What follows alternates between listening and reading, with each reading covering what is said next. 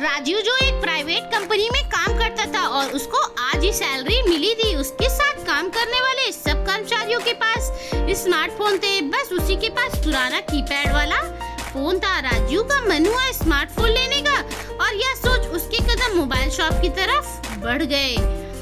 Mobile shop पर पहुंचकर अभी मोबाइल के डिब्बे को हाथ ही लगाया था कि राजू को ख्याल आया। उसकी पत्नी सुनीता कह रही थी कि बच्चों की 3 महीने की फीस बकाया है जो अभी भरनी थी।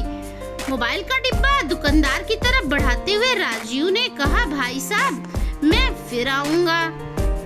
घर पहुंचकर अपनी पत्नी सुनीता के हाथ में पैसे रखते हुए राजू ने कहा, कल सुबह ही शालू और पायल दोनों की फीस जमा करवा देना।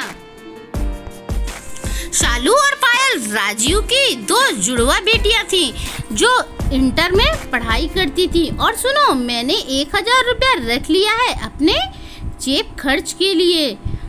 कुछ महीनों बाद फिर स्मार्टफोन लेने का मन हुआ। कभी मोबाइल शॉप की तरफ कुछ कदम उसने बढ़ाए ही थे, फिर उसे ख्याल आया 2 दिन बाद शालू और पायल का जन्मदिन है, उनके लिए नए कपड़े लेने हैं और केक का ऑर्डर भी तो देना है।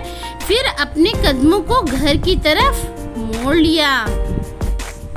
राजू ने अपनी दोनों बेटियों को कपड़े की दुकान पर ले जाकर उनकी पसंद की ड्रेस दिलवा दी और शालू और पायल ने कहा, पापा आप भी अपने लिए नई शर्ट ले लो ना। नहीं बेटा, अभी मेरे पास है, राजू ने कहा। घर पहुंचने पर राजू की पत्नी बच्चों के कपड़े देखने के बाद बोली, आप अपने लिए नई शर्ट ले लेते ना, कब से देख रही हूँ, काफी समय से आप वही 3 शर्टें पहन रहे हैं। सुनीता, जब बच्चे बड़े हो जाते हैं तो खर्चे बढ़ जाते हैं, तो माता पिता की जिम्मेदारियां भी बढ़ जाती हैं। तब हमें अपनी इच्छाओं का त्याग कर सिर्फ बच्चों की तरफ ध्यान देना होता है, इन सबके शौक पूरे करने होते हैं। अभी इनका वक्त है। मैं चाहता हूँ कि हम इस उम्र में भी अपने शौक पूरे करते रहे और बच्चे अपनी जरूरतों से महरूम रहे। मैं बच्चों को किसी भी चीज की कमी महसूस नहीं होने देना चाहता हूँ।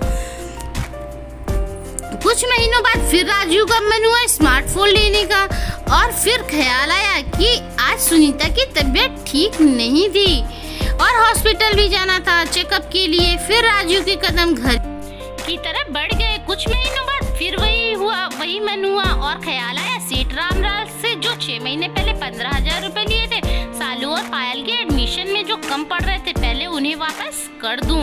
इसके बाद राजू ने स्मार्टफोन लेने का ख्याल तो मन से निकाल ही दिया था।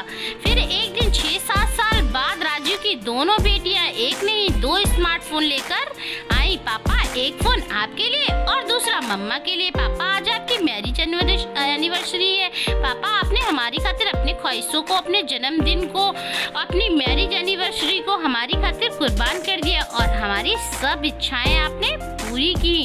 आपने मुझे और सालू को पढ़ा लिखा कर इस काबिल बनाया है कि आज सालू एक सरकारी स्कूल में टीचर है और मैं बैंक मैनेजर की पोस्ट पर हूँ। आज समाज में जो हम मान सम्मान पा रहे हैं सब आपके ही कारण है। बेटियों को अपने प्रति ऐसा प्रेम देखकर राजू और सुनीता के आंखों से खुशी के आंसू न रुक सके। दोस्तों, इस वीडियो को लेकर आपकी क्या राय है हमें कमेंट बॉक्स में जरूर बताइए और इसी तरह के अच्छे वीडियोस के लिए हमारे चैनल को सब्सक्राइब कर घंटी के निशान